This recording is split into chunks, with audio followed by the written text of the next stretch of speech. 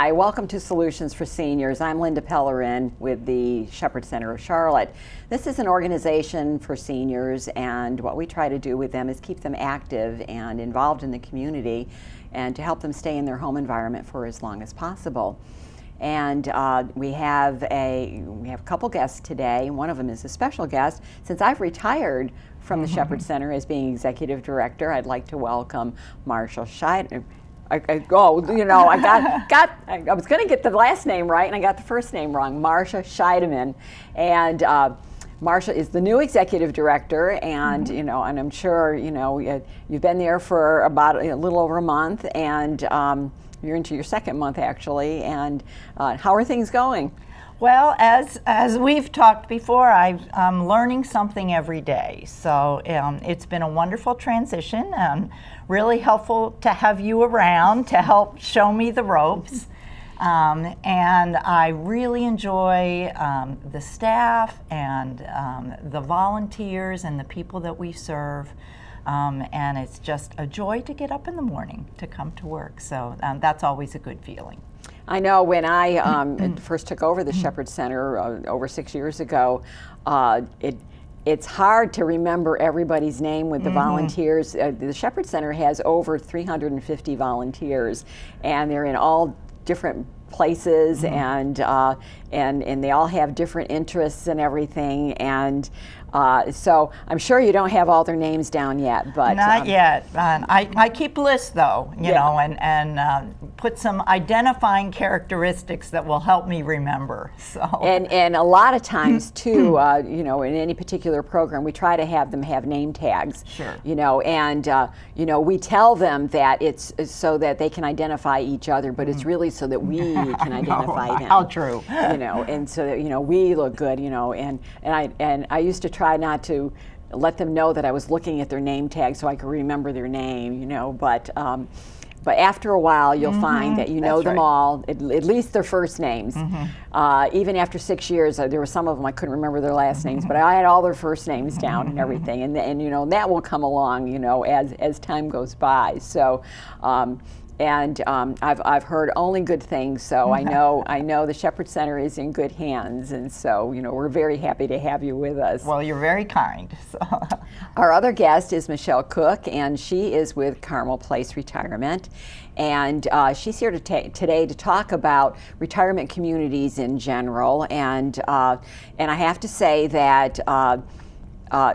We've had Chef Frank Kalaz on before because we always have the winner of our Chef Wars event on, and he not only won the overall event, but he also won the dessert event. And dessert was something with chocolate, and it was extremely delicious and extremely rich. And I couldn't eat for like 3 days afterward because I got on the scale and I went, oh my gosh. But it was just delightful, but he would have to tell you what it was because it's probably a secret recipe anyway. But we enjoyed having him on, and he is now one of my best friends. So I always enjoy talking with him, and I'm sure he's looking forward to defending his title. Yes. So. Let's talk a little bit about the retirement communities. The Shepherd Center works a lot with seniors who pretty much live independently now on their own, and some of their families are pressuring them to go into a retirement community. It used to be, when I was growing up, my grandparents lived close by, and they had family all around them. And that's not the case anymore. People got really mobile, and for instance, Marcia is here because her husband got a job. She came from Tulsa, Oklahoma, and her husband got a new job in this area. And we're very grateful for that, by the way. And I'm here because my husband got a job in Shelby, 25 years ago, and people were following the work, and so family's not around anymore like they used to be. And retirement communities, you didn't even hear about retirement communities, back when my grandparents were around. You either lived on your own for as long as you could, or you moved in with a child, you moved in with family, or, they had old folks' homes. And I know that's a term many people don't like to hear, but that's what they call Right, them. or nursing homes. And nursing homes, yes. And the retirement communities are so far different from that. So tell us a little bit about what retirement communities are like today. Oh, they've come so far. Retirement communities now, the independent living, I'll touch on that for the most part, it's still their own home. It's their apartment. They can come and go and do as they please, but along with it comes 3 meals a day, 3 chef-prepared, delicious meals a day, so they don't have to worry about cooking and grocery shopping, because when you're cooking for just 1 or 2 people, it becomes a little more difficult when that uses up all your energy for the day. We have many activities that go on throughout the day.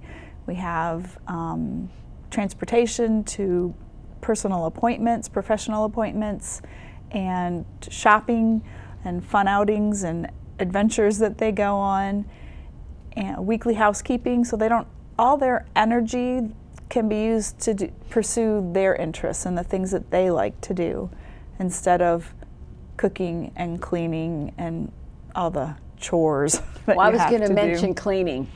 That would be like, now that I'm retired, I'm like, it would be really nice if I didn't have to clean. Cooking, I kind of like to mess around in the kitchen, but cleaning, yeah, that would be.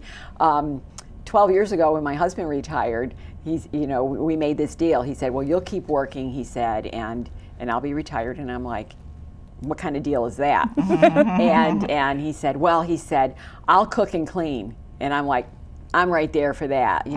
All right. Well, cooking consisted of making the same meal.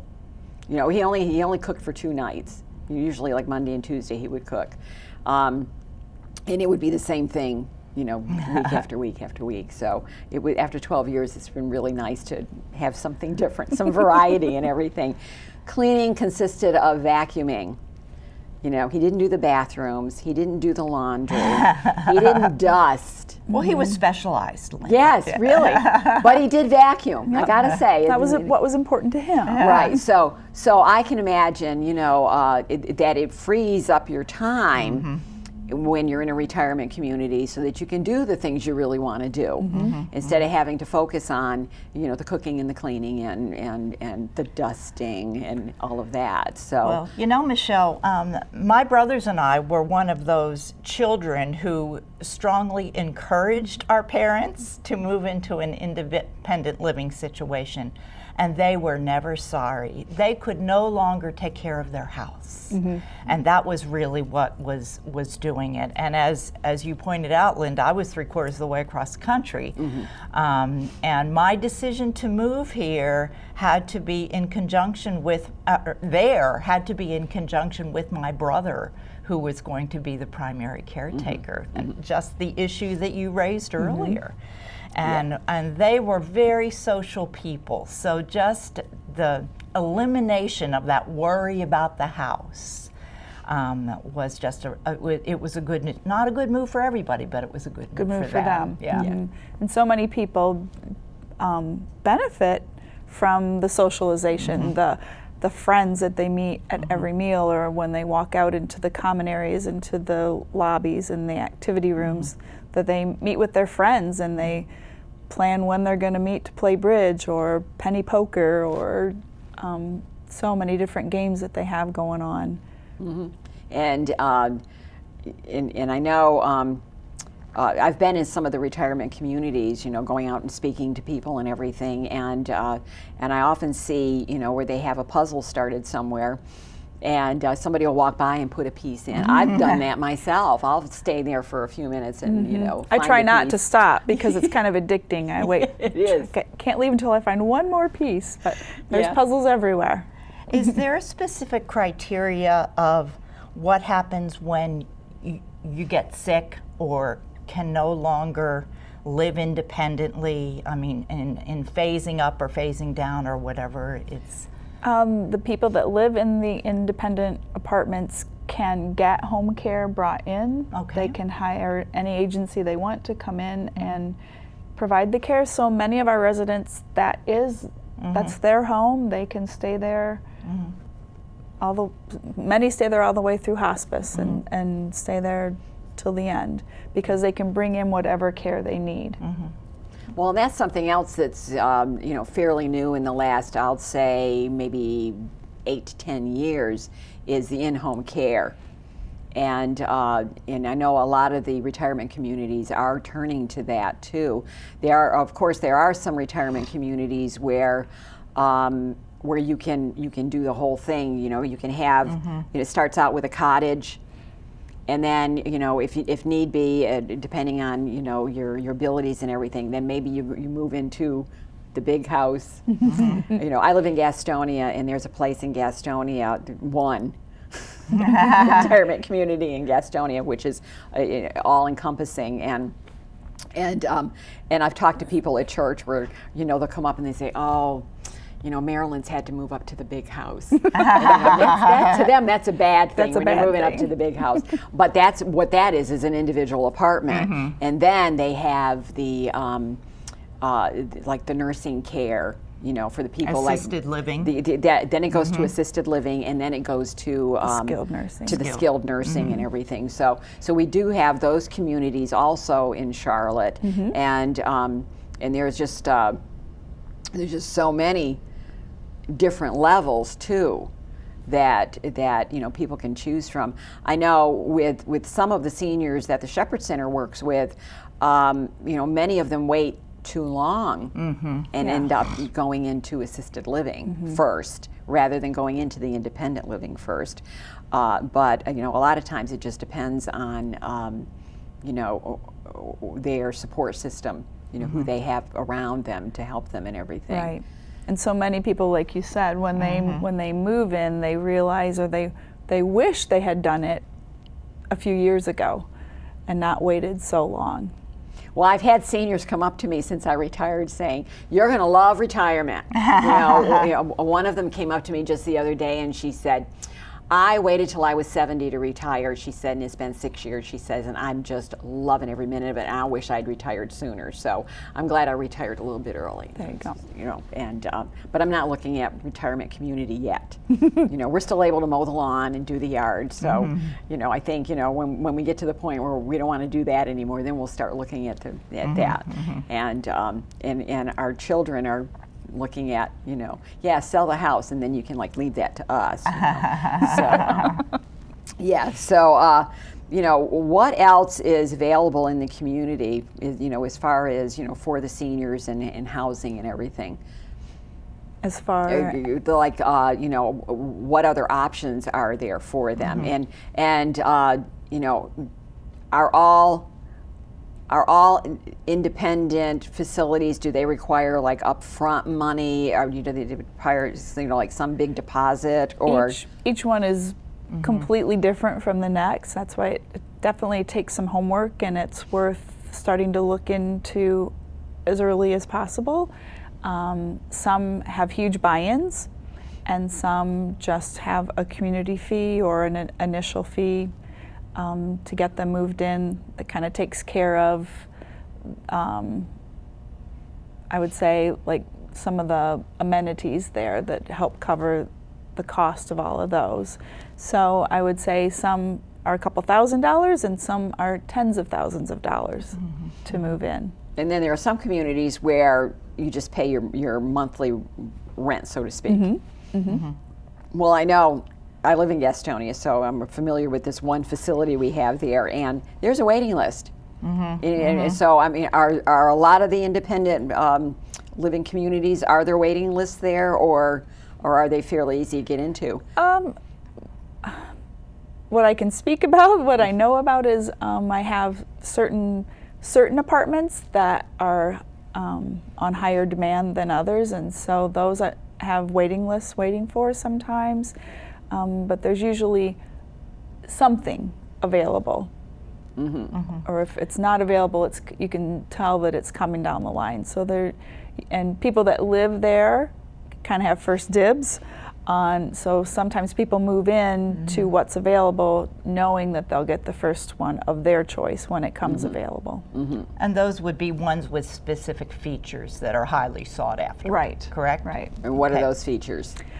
Everybody's story is a little different. Some at Carmel Place, I'm very fortunate that some have full kitchens and some have patios, and so depends on each person's preference. Any retirement community, each apartment's a little different, and so some people want the first floor so they can take their dogs in and out easily, and some people don't like the feeling on the first floor. They'd rather be up on the second or third floor. They feel a little more secure there. So each person's preference is a little different. So Well, that's another question too. You mentioned pets. Now, do all the independent retirement communities allow pets, or do some of them just restrict that? as far as I know, I think most of them do allow pets. Now, is there There's- like a size requirement? There could be. There Yeah. could be. Where my parents were, there was a size restriction. So Yeah. I would think that might be a common. Because I've been in some of the retirement communities, and I haven't seen any German shepherds. Okay, I've seen like the little The little ones. corgis and Yeah, the little exactly. poodles. Those are and- typically what most people have at this point, but we would never say to someone, well, you can move in, but you can't bring your boxer. You can't bring your baby. Yeah. So we don't have a size requirement. The only requirement we have is that you keep them on a leash and you can clean up after them. Go out with your little bags, little blue bags. yes. You talk about sought after characteristics. My mother, for example, is an outside person. And so the patio was really a must. And she almost didn't get one. And my brother just said, Mom, are you nuts? Because we knew her well was enough important to to know her. that was Yeah. going to be a really important feature. A lot of So- times the families will come in and they think they know what mom or dad is going to want, and then they bring mom or dad in, and mom will say, "Well, that doesn't matter to me so much anymore." Yeah, you really have to have a really strong communication with them. Yeah. I know, and thankfully, my parents are in Vermont, so I can talk about them and they don't know it. And I talk about them all the time. And my parents they're not in a retirement community. They're in a little complex where it's all on one level, and the apartments kind of go around in a little horseshoe. And so they're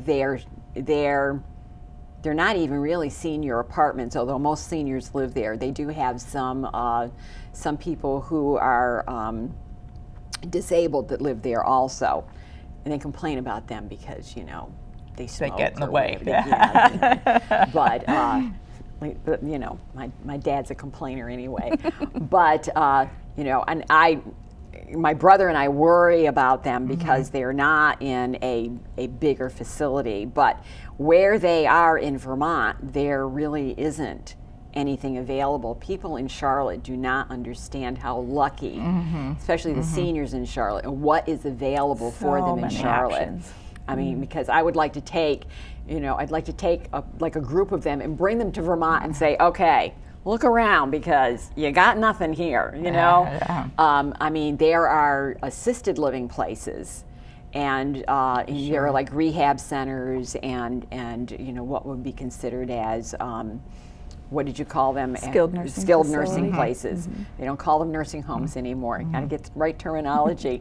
But there are really not any really nice retirement communities. And not only are my parents in this little place, but when they moved out of their little homestead, they moved further into the mountain. And so they're like 30 miles from, they're 30 minutes from the nearest hospital. It takes an ambulance at least 20 minutes to get to them. We know because it's happened. And usually what'll happen is if one of them gets ill, and it happens occasionally, my mother's getting more and more frail. They're both 87. Usually, but though it's my dad who has issues. And when that happens, he puts himself in the car with my mother, by the way, who doesn't drive, and he drives himself down the mountain to the hospital. Now, we've tried to tell him to call my brother, who's only 6 miles away, but he always says, well, I didn't want to wake him up, because it always happens in the middle of the night. Of course. And so anyway, you know, but we've at least got him now. He will call my brother, you know, because I said, oh, well, good, you're getting in the car with Mom. And driving. So if you drive off a cliff or if you drive off the mountain, you're both going, you know. And I say to my mother, I say, well, what are you thinking? Even going with him? Well, he needed somebody because, you know. And I'm like, she didn't want him to go by himself. Right. So yeah, people here really don't realize how lucky they are. I mean, even in Gastonia, I can see the hospital from my house. You know, so it's only 5 minutes away, and I'm spoiled too. I know that, but you know, the what's available, even with you know, even with bringing in skilled nursing if you need to, bringing it into your home, or the in-home care, and that's at all different levels. You can get somebody to come in to walk your dog, you know, or just, you know, just to clean up, maybe prepare a meal for you or something, just to make sure you're taking your medicine. Right. You know, it can be at different levels, and they just don't have that. You know, the in-home care they have in Vermont is there are 2 agencies that I know of. Two. And here I think there's like about 150 now that you can choose from. So many options. That's right. Yeah, and actually, you know, there are a couple of them that serve on our board. So, so it's real interesting, though.